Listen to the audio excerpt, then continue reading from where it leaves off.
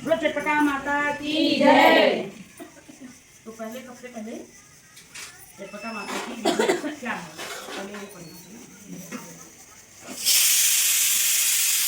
वो बस चौका लगाकर कलश रखते हैं, उसमें आम पल्लो डालने और उसके ऊपर घी का दीपक जलाएं, धूप बत्ती जलाकर पुष्प अर्पित करें, 5 पाव बर्फी भोग हेतु रखें, 4 सुहागिन बुलाएं, महावर लगाकर सब सुहागिनों को भोग के किनारे खड़ा करें, आंचल में मिष्ठान रखकर कहानी सुनें, फिर खड़े ही खड़े आरती करके खड़े खड़े ही प्रसाद खाएं और माता से अपनी मन्नत मांगे।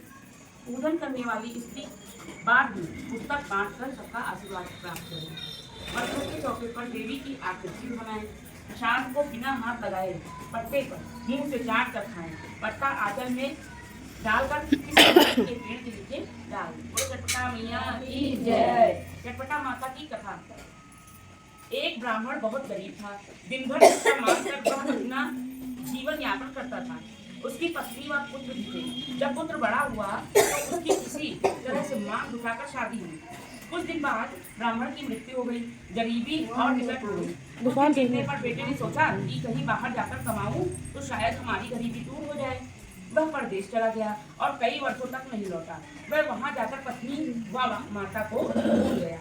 उधर बहू सास को सताने लगी, तरह तरह के ताने देने लगी कि कौन तेरा खर्चा देगा, बूढ़ी हो गई हो, मर भी नहीं जाती। दिन प्रतिदिन बहू की खड़ी खोटी सुन सास तंग आ गई और वहीं बैठकर रोने लगी। इतने में उधर से अवसान माता गुजरी। वो बुढ़िया का वेश बनाकर उसके पास आई और रोने का कारण पूछने लगी। सास ने अपने ऊपर पड़ी कष्टों को बताया और पुपट कर रो पड़ी। बुढ़िया ने अपना रूप बदला और कहा, मैं तो अवसान माता हूँ और मेरी पूजा करने में ज्यादा समय लगता है। अभी संकटा माता आएंगी, उनसे अपना दुख मत कहना, वो जरूर मदद करेंगी। कुछ देर बाद संकटा माता गुजरी। उन्होंने भी उससे दुख का कारण पूछा। सास ने उन्हें भी सारा हाल कह सुनाया। इस पर माता बोली, मेरी पूजा करने में ज्यादा खर्च लगेगा और समय भी लगेगा। तुम चटपटा माता की आराधना करो, कह कर वह अंतर ध्यान हुई। और फिर चटपटा माता आई। उन्होंने भी उससे दुख का कारण पूछा। सास ने अपनी आप की बीती बताई और चरण पकड़कर बोली, मेरी विपदा दूर करो माँ। चटपटा माता ने कहा, जाओ, आज तुम्हारे पुत्र का हाल तुम्हें मिलेगा। तुम रास्ते में मेरे नाम से 5 पाव पेड़ा 7 सुहागिन को न्योता देकर खिला दो। सास जब घर लौटी तो बेटे का पत्र आया था। वह बहुत खुश हुई और अगले ही शुक्रवार पढ़ते ही 7 सुहागिनों को न्योता देकर खिलाया।